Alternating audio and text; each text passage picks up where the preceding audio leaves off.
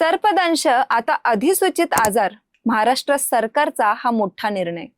रात्रीचे 10:30 वाजलेत.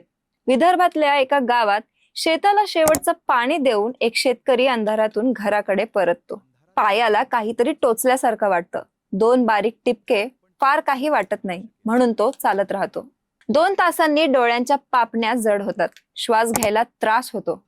घरचे मांत्रिकाकडे धाव घेतात, कारण जवळचा दवाखाना 25 किलोमीटरवर असतं. सकाळ उजडेपर्यंत तो माणूस दगावलेला असतो.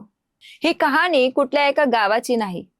भारतात दरवर्षी सर्पदंशाने साधारण 58,000 लोकांचा मृत्यू होतो आणि यातले बहुतेक मृत्यू फक्त उशीर झाल्यामुळे घडतात. आणि आता महाराष्ट्र सरकारने या समस्येला थेट भिडण्याचा निर्णय घेतलाय. सरकारचा नवा निर्णय काय आहे ते आपण पाहूयात. राज्याच्या सार्वजनिक आरोग्य विभागाने सर्पदंशाला अधिकृतपणे अधिसूचित आजार म्हणून घोषित केले आहे.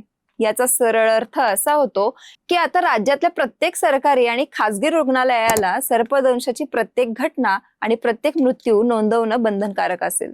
आतापर्यंत भारतामध्ये सर्पदंशाच्या खऱ्या आकडेवारीची मोठी अडचण होती. सरकारी नोंदणीमध्ये प्रत्यक्ष मृत्यूंपैकी जेमतेम 10% आकडे येत होते, कारण ग्रामीण भागातले जास्तीत जास्त रुग्ण दवाखान्यापर्यंत पोहोचतच नव्हते. ही नवीन अधिसूचना हीच पोकळी भरून काढणार आहे. नोंद नेमके कशी होणार तर ते आपण पाहूयात.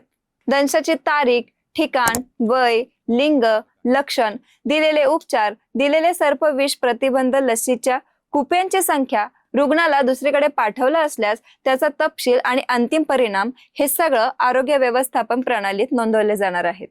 राज्यस्तरावर संचालक आणि प्रत्येक जिल्ह्यात जिल्हा शैल्य चिकित्सक व जिल्हा आरोग्य अधिकारी यांना सर्पदंश नोडल अधिकारी म्हणून नेमलं जाणार आहे. शहरी भागात ही जबाबदारी वैद्यकीय अधिकाऱ्यांकडे असेल. पण आकडे नोंदवणे ही झाली सरकारची बाजू.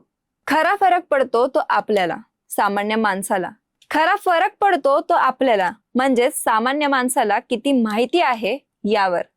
सर्पदंश का होतो, विषारी साप कसा ओळखायचा आणि दंश झाल्यावर नेमकं काय करायचं, सर्पदंश होतो तरी का आणि कधी. साप माणसाच्या मागे लागत नाही, तो फक्त बचाव करतो. पायाखाली अचानक चिरडला गेला, हाताने अंधारात उचलला गेला किंवा अचानक जवळ आल्याने घाबरला, अशा वेळीच तो दंश करतो.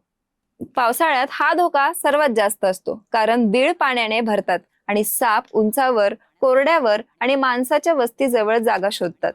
शेतात रात्री अपरात्री काम, अनवाणी चालणं, रात्री विनाकारण उजेडाशिवाय फिरणं आणि घराभोवती साचलेला कचरा किंवा लाकडाची ढीग हीच सगळ्यात मोठी कारणं आहेत. भारतातले साधारण 70% सर्पदंश मृत्यू फक्त 8 राज्यांमध्ये आणि पावसाळ्याच्या काळात घडतात आणि महाराष्ट्र त्यात आहे. विषारी साप कसा ओळखायचा? साप बघून जातीचं अचूक निदान करणं हे डॉक्टरांनाही अवघड असतं. त्यामुळे सापाला हातात धरून किंवा जवळ जाऊन ओळखण्याचा प्रयत्न कधीही करू नका. तरीही भारतातल्या बिग 4 या सगळ्यात जास्त दंश करणाऱ्या विषारी सापांची तोंडओळख माहिती असणं उपयोगी ठरतं. नाग, घोणस, मणियार आणि फुरसे. नाग फणा काढतो आणि चष्म्यासारखी खून पाठीवर दिसते.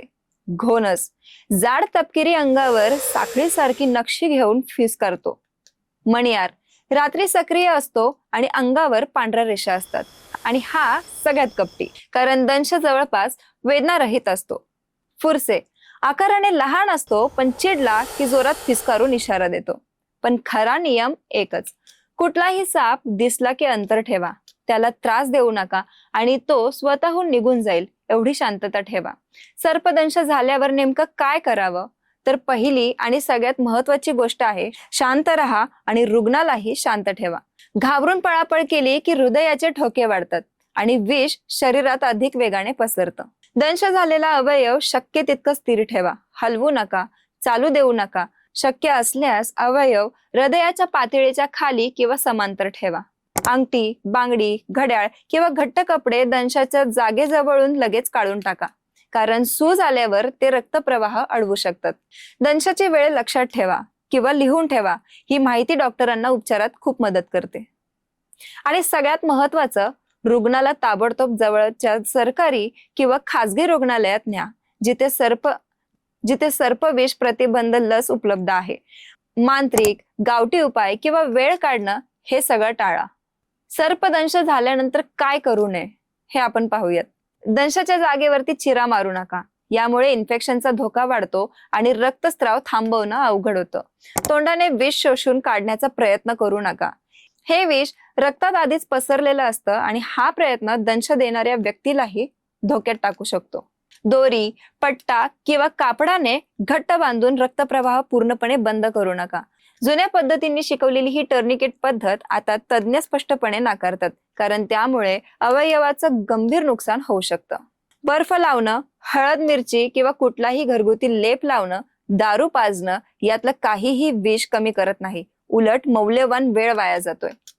आणि साप पकडायचा किंवा मारायचा प्रयत्न अजिबात करू नका. त्यात आणखीन एक दंश होण्याचा धोका असतो आणि त्याने रुग्णाच्या उपचारात काहीही फरक पडत नाही. शेवटी एक साधी गोष्ट सांगायची. सर्पदंश ही अशी गोष्ट आहे जिथे वेळ हाच सगळ्यात मोठा फरक पाडतो.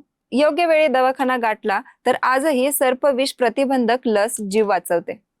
सरकारची ही नवी नोंदणी व्यवस्था आकडे गोळा करेल, पण त्या आकड्यांच्या मागे खरा फरक पडेल तो आपण किती लवकर योग्य निर्णय घेतो यावरच. सरकारची ही नवी नोंदणी व्यवस्था आकडा गोळा करेल, पण त्या आकड्याच्या मागे खरा फरक पडेल तो आपण किती लवकर योग्य निर्णय घेतो यावर. पुढच्या वेळी शेतात, बांधावर किंवा अंगणात पाय टाकाल तेव्हा एवढं लक्षात ठेवा, घाई नको, अंधारात उजेड हवा आणि दंश झालाच तर थेट दवाखाना, बाकी सगळं नंतर. तुम्हाला हा व्हिडिओ आवडला असेल तर आमच्या सॉर्ट आउट या मराठी चॅनलला लाईक, शेअर आणि सबस्क्राईब करायला मात्र विसरू नका. भेटूया पुढच्या व्हिडिओमध्ये. धन्यवाद.